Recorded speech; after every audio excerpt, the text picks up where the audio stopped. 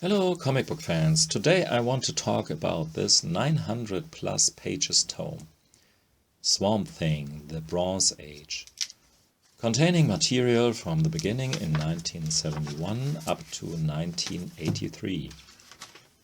The cover drawing is by Karl Kerschel, by the way. As it is well known, the first appearance of Swampy was in the House of Secrets number 92. According to Len Wein's introduction, the character was an instant success, so DC didn't waste time until they gave it its own series called Swamp Thing, but this time with a slightly altered origin story. In the House of Secrets, Swampy's real name was Alex Olson, and the man who tried to kill him was a rival for his wife Linda. While the Swamp Thing established in Swamp Thing issue 1 goes of course by the name of Alec Holland. His wife Linda was with him in the laboratory when it exploded. Behind the scheme was not a rival for Linda's heart, but a greedy corporation and their henchmen. For me, it's evident that the instant success of Swamp Thing is first and foremost due to the art of Bernie Wrightson. Len Wein suggests in the foreword that the story gave Wrightson the opportunity to exercise a recent breakup with his girlfriend. So maybe he felt a bit like Swampy seeing his former love with a new man. Being as it may, Bernie Wrightson got the look of the Swamp Thing dead right. For an example, the face, especially the nose part, drawn in this typical Wrightson way, defined how this monster should look like until today. Even though he left the title already after issue 10, he has been the gold standard since how to draw a Swamp Thing story. His detailed style and sensitive line work with all these typical hatchings made Swamp Thing the beautiful and creepy story every horror fan dreamt of in his or her sweetest nightmares. I doubt that Len Wein's writing is to be praised the same way. He always feels to me like a writer that has stuck in earlier times, earlier golden age or whenever. He piles unnecessary caption box on unnecessary caption box, filling his often pretty useless expositions with unnecessary descriptions of stuff we already see, or trying to add some poetic chill, but often only accomplishing, quite frankly, utter kitsch. I've read somewhere that you can recognize kitsch by the use of superfluous adjectives. And boy, Len Wein is an expert when it comes to superfluous adjectives. A lady is soft and golden. A shoulder is not just a mere shoulder, but comforting. An embrace is velvet, and so on and so on. And generally no metaphor is too exaggerated to be used. So at one point Linda's mind is, quote, a raging river carrying thoughts along a surging stream of consciousness, sending memories crashing like waves upon some distant shore. Quote off. I have to admit that for itself, this quote maybe sound okay, maybe even well written, but the constant use of this high tone gets on my nerves. It's a bit like Stan Lee's constant use of superlatives in that regard.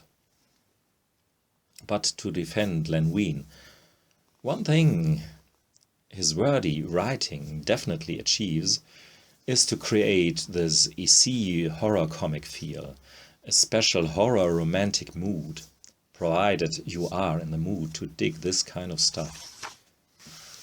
And again, Wrightson's art makes it very easy to dig these early stories, especially when he could draw a classic swamp horror tale like The Man Who Would Not Die in issue 10, one of the best, if not the best, Swamp Thing comic ever, containing an old witch, the ghosts of former slaves, and a bunch of the most typical Wrightson creatures, if there ever were some.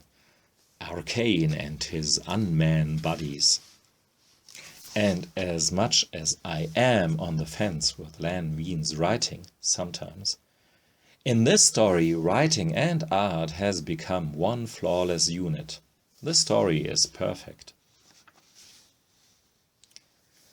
As my favorite Swamp Thing stories are the ones that are set in the swamp and make the bayou country feel like a necessary background.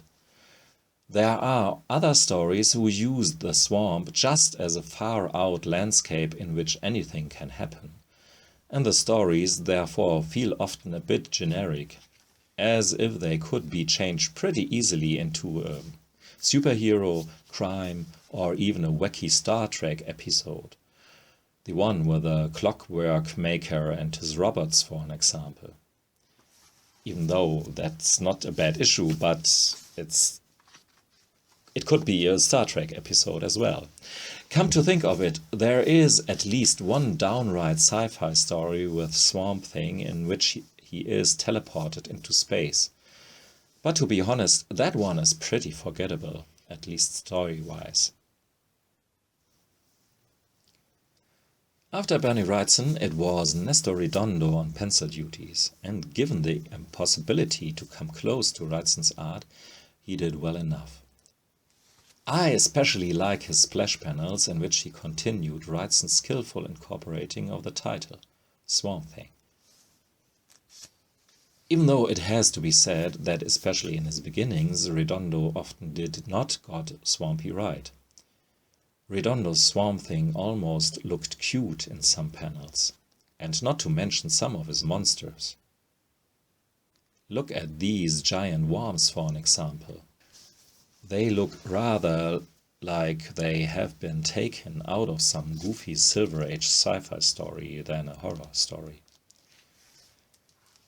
But after a while he obviously got the knack for Swamp Thing. This story here is called The Tomorrow Children, and it was the first story that was not written by Len Wein. David Michelinie came up with a plot about some outcast siblings that live in the woods, hunted by the narrow-minded village people who are full of prejudices against the kids, just because they look different. Even though the story contains some wacky stuff like giant ants, it never loses its focus, which is the humanity of its characters. And this is another trope which made many Swamp Thing stories special, to show the humanity within a mutated and monstrous being. Swamp Thing ended rather abruptly in 1976. The writer Jerry Conway gave Alec Holland his human appearance back in a harebrained experiment like it only can work in a comic book. And then there was a break for almost 6 years.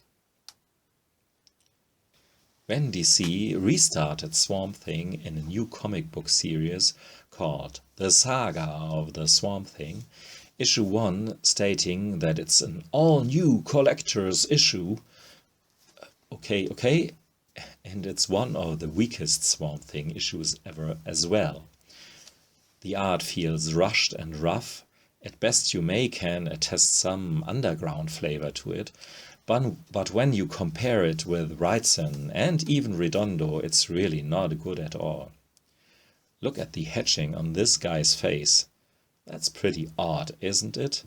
Even though I like it because it's so boldly weird. But Tom Yeats,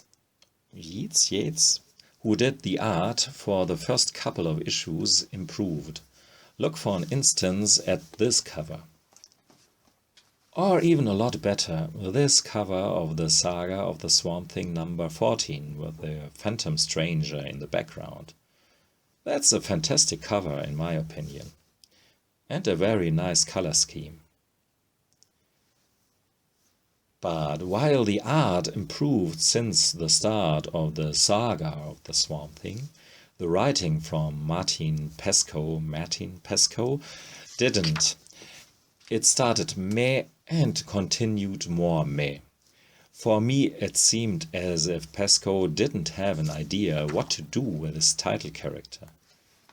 So he started telling a kind of hobo adventure with some creepy mute little girl. And then he added more and more stuff each issue without making it interesting, but just more convoluted and confusing. There are vampires, esoteric stuff, an alien monster, an evil corporation conspiracy, and whatnot. Swamp Thing almost became a side character amongst many in his own comic. And I don't think that it was a splendid idea to end this kind of silly story in a Nazi concentration camp with the ghosts of the former inmates neither. Anyhow, with issue 16, Stephen Bissette took over the pencil and John Todleben the inking. And everything looked good again. Even Martin Pascoe's writing didn't feel lackluster anymore. Of all the artists that followed Bernie Wrightson, Stephen Bissette is the only one, so far, who can compete with the master. When Arcane and his monster gang reappears, Bissette and Todleben do nearly everything to win the golden medal of authentic recreation of Wrightson material. But it's absolutely not mere mimicking of Bernie's style. It's not improved either, because perfect art like Wrightson's art can't be improved, but it's a modernized version of it, with innovations like magic panel layouts, a new dynamic. In any case, these issues are a great finish to this omnibus. I almost forgot, the last chapter in the omnibus is the annual number 1, which is the adaptation of the movie from the early 80s. Drawn by Mark Teixeira. But if this picture is taken from that movie and some sort of indication how good that movie was, it is probably rather forgettable trash than recommendable. But I don't know. I have only the faint memory of seeing some minutes of it online somewhere and being a bit disappointed how normal Swampy looked. But anyway, back to the omnibus at hand. This collection is definitely recommended, but because of all the weaker stuff in the middle, especially the part drawn by Tom Yeats, I wouldn't say that this omnibus is essential for everyone. For those of you who aren't hardcore Swamp Thing fans, it's maybe sufficient to look for collected editions of the Wrightson and Bissette stuff. But these DC Omnis are really okay, even though the black cardboard covers with embossed titles are kinda boring. But what's important is the binding, and the Soon binding survived my first reading, which is something you can't take for granted anymore, unfortunately. So for a completist type like me, this omnibus should be a no-brainer. Especially because it's possible that we can get a similar offering with Alan Moore's Swampy stories, and that one will be a no-brainer for everyone, Swampy fan or not. Thanks for listening and watching.